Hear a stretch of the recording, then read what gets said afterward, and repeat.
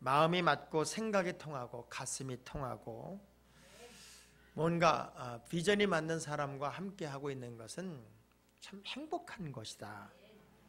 사람들이 왜 친구를 좋아하나 봤더니 친구를 좋아하는 이유는 괜히 좋은 거예요. 친구와 함께 있으면 시간 가는지도 모르고, 친구와 함께 있으면 말이 통하고, 친구와 함께 있으면 수다도 떨고 싶고, 친구하고 있으면 무슨 말해도 이해를 해주니까 친구랑 함께하면 참 기분이 좋은 거고, 또 좋은 사람과 함께하면 시간 가는지 모르는 대화를 나눌 수 있고, 좋은 사람과 함께하는 식사는 그렇게 맛이 나고, 좋은 사람과 함께하는 여행은 그냥 조금만 걸 시원찮은 걸 봐도 아름답다고 막 감탄을 하고, 또 마음에 맞는 사람과 운동을 하면 하루 종일 운동을 해도 피곤하지가 않단 말이에요.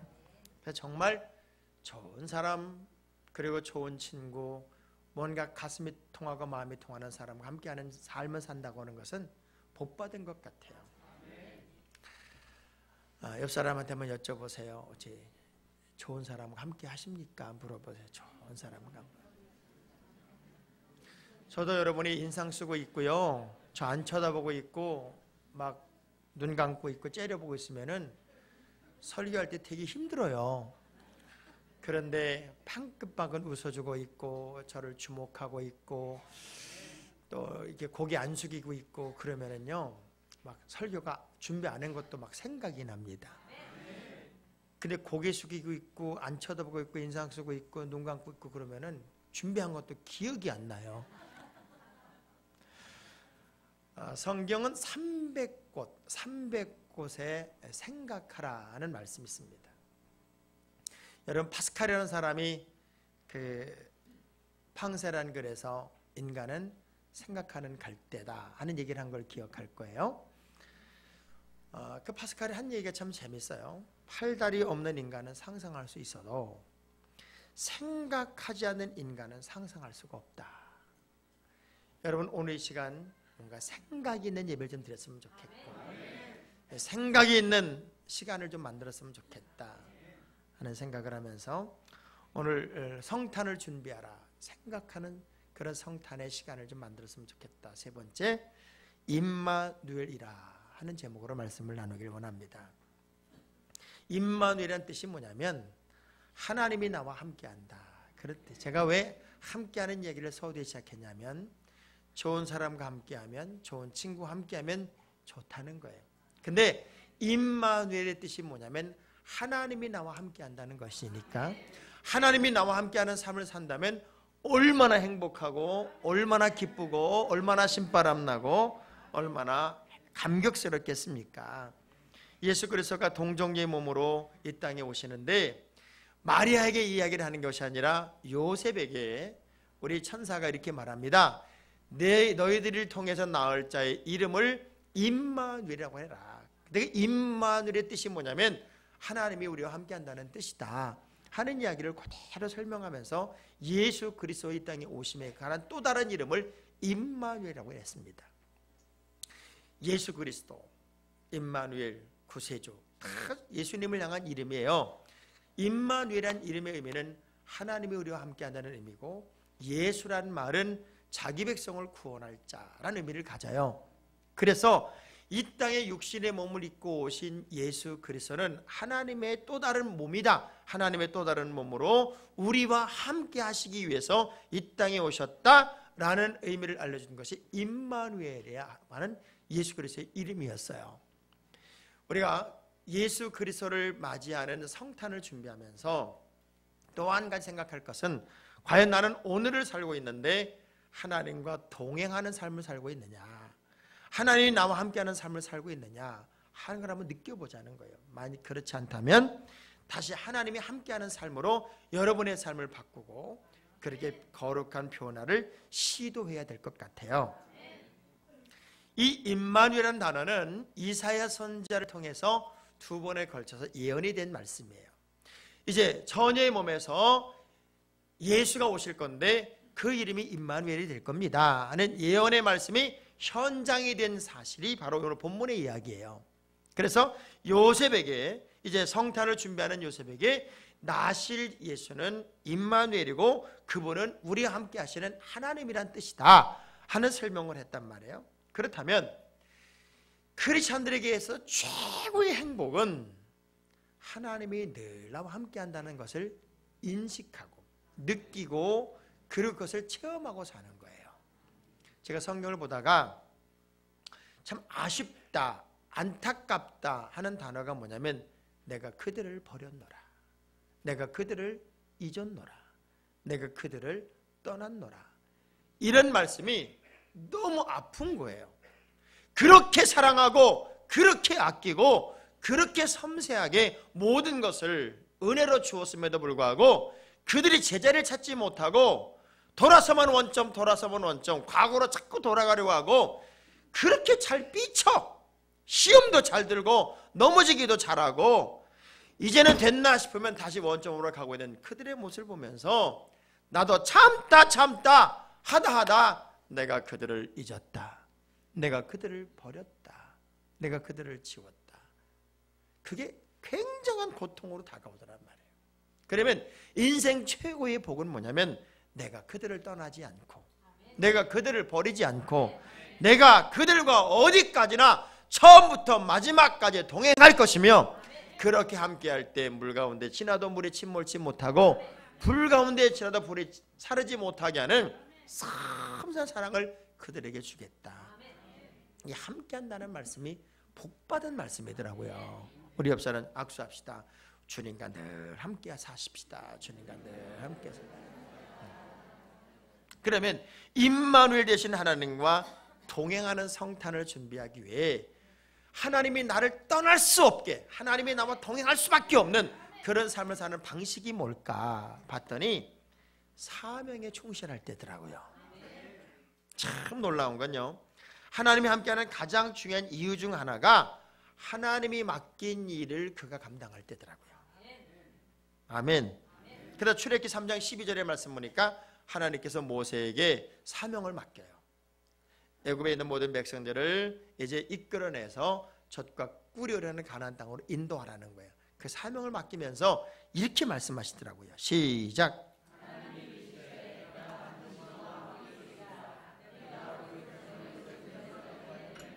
너희가 이 산에서 하나님을 섬기리니 이것이 내가 너를 보낸. 자, 네가 이스라엘 백성들을 애굽에서 인도해어 내는데 그 시간 동안 나는 반드시 너와 함께 할 거야. 네가 사명 감당하는 동안, 네가 내 일을 감당하는 동안 나는 너와 한 번도 떠나지 않고 너와 동행할 거야. 이 말이에요. 여러분, 크든 작든 하나님이 맡긴 사명, 장로님은 장로님의 위치, 권사님은 권사님의 위치, 또 집사님은 집사님의 위치, 선생님은 선생님의 위치, 성가들의 그냥 그것을 기쁨으로 감당해 보려는 의지가 여러분에게 있다면 하나님은 그 인생과 동행하더라는 거죠. 여러분, 소크라테스를 아시잖아요? 모른다고요? 아시죠? 이 소크라테스가 사실은 죄 없이 죽는단 말이에요. 이 사람은 망명도 할 수 있고 자기 생명을 지킬 수도 있었어요. 근데 이 사람 죽으면서 이렇게 죽어요. 악법도 법이다. 악법도 법이니까 내가 그 법을 지키고 내가 죽자. 그리고 죽는데 마지막 죽으면서 제자 크리톤이라는 사람에게 이런 얘기를 해요. 야, 내가 내 친구한테 닭 한 마리를 빚진 게 있다. 그러니까 나는 죽어서 못 갚으니까 네가 좀 대신 갚아줘라. 이야, 여러분 같으면 갚을까요? 안 갚을까요? 내가 닭 한 마리 빚을 지고 있다는 거예요, 친구한테. 근데 그 진 빚을 갚지 않을 수가 없더라는 거예요. 이 거룩한 부담이 결국 죽으면서까지도 제자에게 이 닭 한 마리라도 갚아야 된다. 네가 갚아줘라 부탁을 하고 죽은 게 소크라테스라는 거지요. 하나님이 여러분을 구별하여 하나님이 여러분을 세워서 하나님의 거룩한 일에 여러분의 오른손을 잡고 있다면 여러분이 그 거룩한 일에 내가 함께 하기로 마음 먹으면 하나님이 여러분과 동행하겠다는 거예요. 그래서 열왕기상 11장 38절의 말씀을 보면 시작. 네가 만일 내가 명령한 모든 일에 순종하고 내 길로 행하면 내 눈에 합당한 일을 하며 내 종 다윗의 행함같이 내 율례와 명령을 지키면 내가 너와 함께 있어 내가 다윗을 위하여 세운 것 같이 너를 위하여 견고한 집을 세우고 이스라엘을 네게 주리라. 어제 우리 집사님 한 분이 성경 공부하면서 그런 고백을 해요. 우리 골로새서를 끝내면서 다짐을 한번 해봐라, 결단을 한번 해봐라 그랬더니 제가 목자의 임명을 올해 처음 받았습니다. 목자라는 사명이 다 1:1 관계이기 때문에 참 어렵다는 걸 알지만 하나님께서 나에게 맡긴 사명이니 한번 잘해보려고 기도 중에 있습니다. 한 사람 한 사람 다 영혼을 돌봐야 하는 사명이 얼마나 어려울까를 알지만 나는 그래서 어렵다고 생각하지 않고 하나님께서 허락한 사명이니 한번 잘 감당해서 하나님의 기쁨이 되어보고 싶습니다 하는 고백을 하더라고요. 참 감사하더라고요. 여러분, 사명을 감당한다는 게 왜 하나님이 함께 하냐면 하나님의 일이기 때문에 그래요. 내 일이 아니고 하나님의 일이기 때문에. 여러분, 기분 나쁘면 신랑 배기 싫으면 애들도 배기 싫다면요.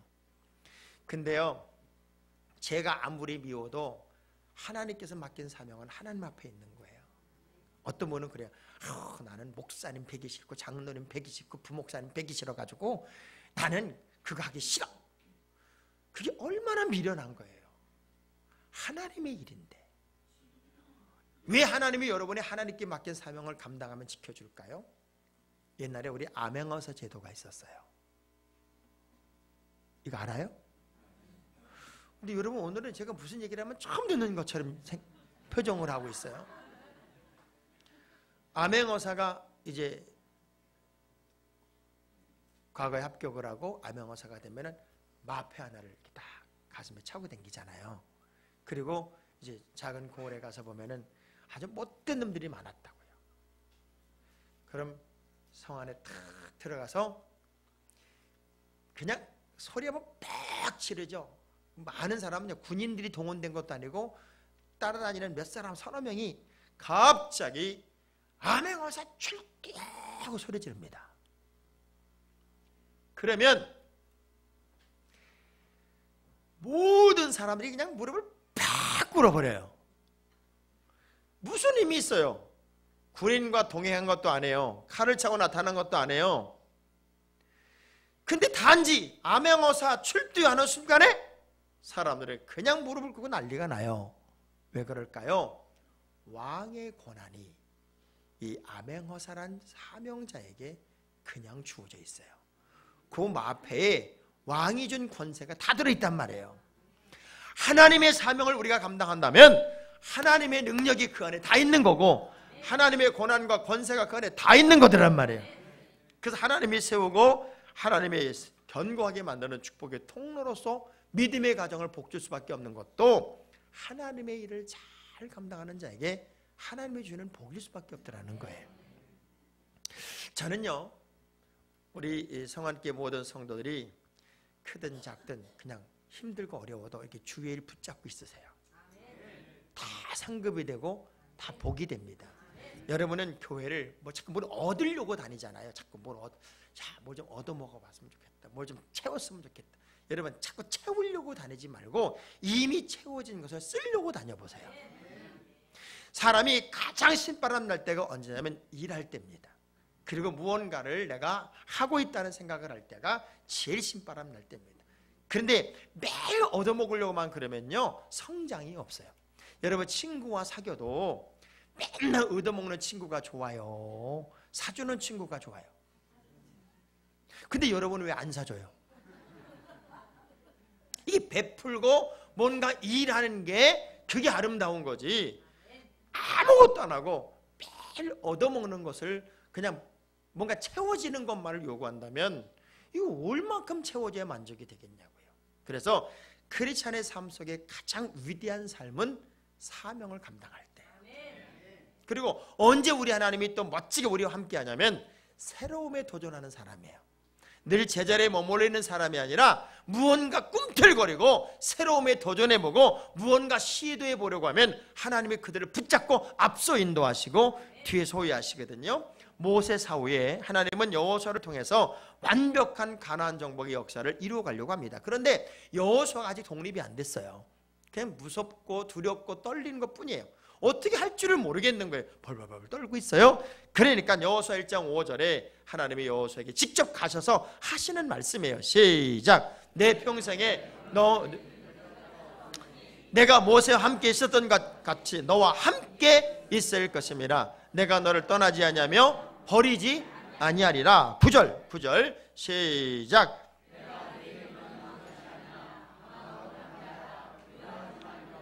내가 어디로 가든지 내 하나님 여호와가 너와, 자, 이 바보야, 모세와 함께 했던 것처럼 내가 너와 함께 할 거야. 네가 어디로 가든지 어느 길을 가든지 내가 너와 함께 한다고. 그냥 들어가. 가나안 땅으로 들어가라고. 요단강 갈리지 않았다. 네가 발 벗쳐 내디디면 들어갈 수 있게 해줄 테니까 들어가. 새로움에 도전할 때 사실 두렵고 떨리는 거예요. 그렇지만 하나님은 그런 인생들에게 함께 하겠다. 사실 이제 우리 교회가 새로운 성전을 건축하고 새로운 미래를 열어요. 새로운 세계를 열어간다고요. 상상을 해보세요.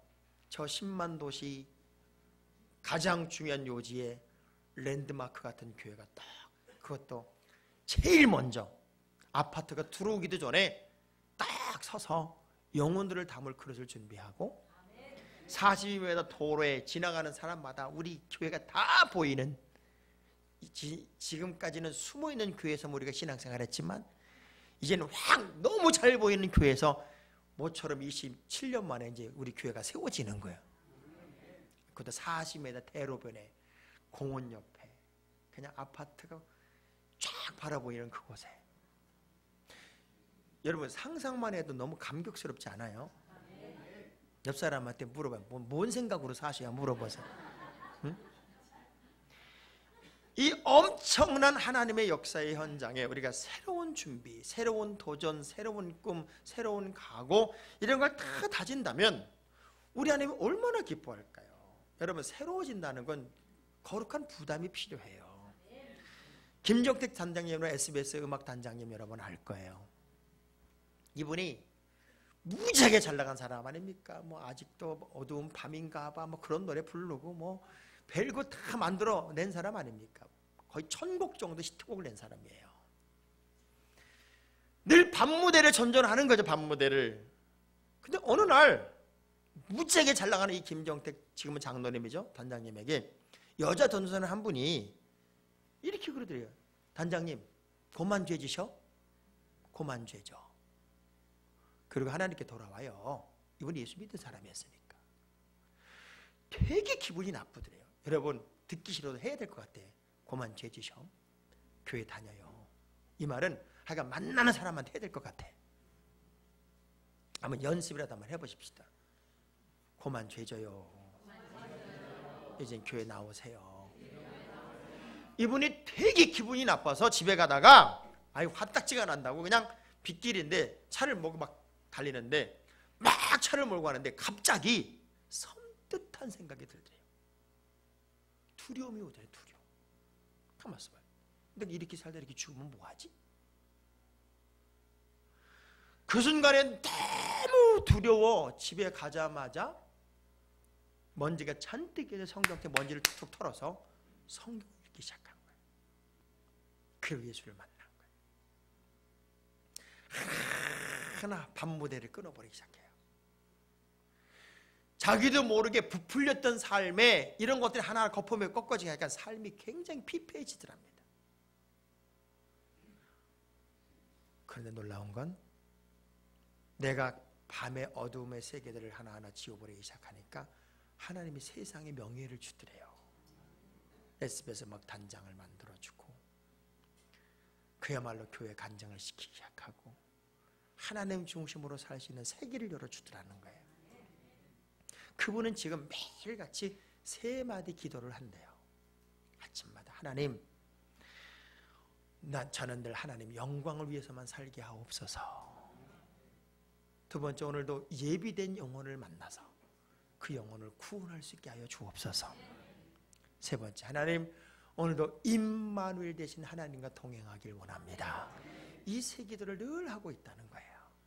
여러분, 새롭다, 또 새롭게 도전한다, 뭔가 새로워지려고 한다, 거기에 주님이 굉장히 기뻐함이 있어요. 이제는 새롭게 예수도 믿어보고, 새롭게 사명도 감당해보고, 새롭게 사역도 시작해보고, 새롭게 새로운 꿈도 꾸보는 정말 새 사람으로서의 삶이 여러분에게 시작된다면 하나님이 얼마나 여러분을 붙잡고 함께 갈까요? 6.25 전쟁 때 한국인인데 이제 미군에 들어가서 미국에서 살다가 한국군으로 이제 참전이 된 분이 있었어요. 다리를 넘어가는데 아기가 우는 소리가 들려서 가보니까 엄마가 아기를 끌어안고, 엄마는 이미 동사에 죽었고 아기는 엄마 품에 남은 온기로 아직 살아있더라는 거예요. 그 모습을 보는 순간에 꼭 주님의 모습이 생각이 나서 그 엄마를 공원묘지에 잘 안장을 해주고 이 아이를 이제 입양을 해서 미국으로 데리고 갔어요. 그리고 자기 딸로 잘 길러서 그야말로 최고의 인물이 된 거예요. 아빠가 얘기를 해줬어요. 사실 너의 과거는 이랬단다. 너희 엄마는 그렇게 죽었단다. 그래서 나는 그 엄마를 서울의 어느 공원에 엄마를 안장했지. 그 얘기를 듣는 순간 딸이 그렇게 울더래요. 그러면서 아버지, 아빠 나 좀 서울로 데려가줘요. 나 좀 서울로 데려가줘요. 나도 우리 엄마 무덤 보고 싶다고요. 하도 조르니까 그 딸을 데리고 서울에 온 거예요. 그날이 그때가 겨울, 눈이 하얗게 덮인 공원에 딸을 데리고 갔어요. 여기가 네 엄마 무덤이란다. 딸이 옷을 이렇게 벗더래요. 하나 벗더니 엄마 무덤에 이렇게 덮어. 다 덮으면서 엄마 얼마나 추웠어. 나 하나 살리느라고 얼마나 추웠어. 이 무덤 속에 있지만 엄마 얼마나 추워. 미안해 엄마. 그러면서 그 자기 옷을 벗어서 무덤을 덮고 무덤을 끌어안고 내려올 줄 모르고 그렇게 울고 있더래요. 여러분, 왜 우리가 새로워져야 되는 줄 알아요? 우린 죄인이었어요. 죄인. 말도 안 되는 죄인인 나를 우리 주님이 십자가를 지고 죽으셔서 나를 구원해냈다고요. 그리고 우리 주님의 소원이 뭔 줄 알아요? 너는 죄인으로 다시 살지 말고 의인으로 새롭게 살아라. 그게 주님의 소원이었다. 우리가 날마다 고백할 것은 뭐냐면 주님의 은혜에 감사하면서 내가 새롭게 사는 것이 여러분의 방법이 되고 방향이 돼야 돼요. 머물러 있거나 뒤돌아보는 자를 싫어하신 하나님은 홍해를 가르고 요단강을 건너면서 새롭게 도전하면 내가 너와 함께 할게, 내가 너와 함께 할게 늘 약속하시더란 말이죠. 여러분, 또 한번 새로워집시다. 그래서 우리 주님이 여러분과 동행하는 멋진 삶이 여러분에게 열리기를 주의 이름으로 축원합니다. 저는 성경을 보다가 깜짝 놀란 게 우리 하나님이 성전을 건축하는 모든 사람들과 함께 하더라고요. 다윗이 그렇게 성전을 짓고 싶은 거예요. 근데 하나님이 못하게 해요. 왜? 너는 피를 많이 흘렸다. 네가 하지 말고 네 아들 솔로몬이 하게 하자. 그래서 다윗을 설득해요. 네 마음 내가 받았고 네 생각 내가 받았고 네 뜻 내가 다 받았어. 네가 얼마나 나를 사랑하고 성전을 사랑하는지 나는 다 네 마음을 알아. 고맙구나. 그렇지만 네가 짓는 것보다는 솔로몬이 짓는 게 좋을 것 같아. 그랬더니 다윗이요, 솔로몬에게 역대상 22장 11절 12절에 이렇게 얘기를 해요. 시작. 이제 내 아들아, 여호와께서 너와 함께 계시기를 원하며 내가 형통하여 여호와께서 내게 대해 말씀하신 대로 네 하나님 여호와의 성전을 건축하며 여호와께서 내게 지혜와 총명을 주사 내게 이스라엘을 다스리게 하시고 네 하나님 여호와의 율법을 지키게 하시기를 더욱 원하노라. 여호와께서 너와 함께 계시기를 원하며. 내가 지금까지 살아보니까 하나님이 나와 함께 할 때는 힘들고 지치고 어려울 때였지만, 내가 성전 짓는다고 얘기하는 그때부터 하나님이 늘 나와 함께 했다. 그러니까 네가 이거 해라, 나는 못하지만 네가 해라. 그러면 하나님이 함께 한다. 그러면서 그렇게 감격적인 얘기를 솔로몬에게 하는 거예요. 황해도 재령에 정찬옥 장로이라는 분이 계셨어요. 이 장로님은 1년이면 500석 쌀을 거두는 그야말로 분홍 중에 분홍이에요. 한 번 쌀을 팔면 얼마나 많은 돈이 들어와요. 그래서 그 애는 그 쌀을 판 것으로 집을 지어야 되겠다. 집 좀 편리하게 멋지게 지어야 되겠다 하고 마음을 먹어요. 그리고 잠을 자는데 주의 음성이 들려요. 야 이놈아, 네 집부터 사냐? 네 집부터 줘? 야, 내 집부터 줘.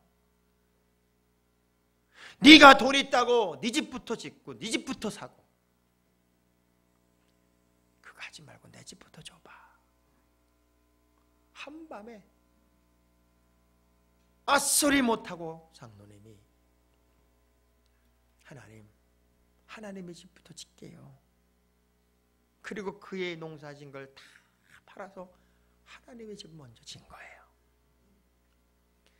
그분이 얼마나 괜찮은 분이냐면, 담임 목사님 목회하시는데 한 달에 100건씩 목화 그리고 성미, 이거를 돌아가실 때까지 26년 동안을 한 번도 안 빠지고, 여러분 아무리 여러분이 저를 좋아한다고 해도 26년 동안 좋을 수는 없어.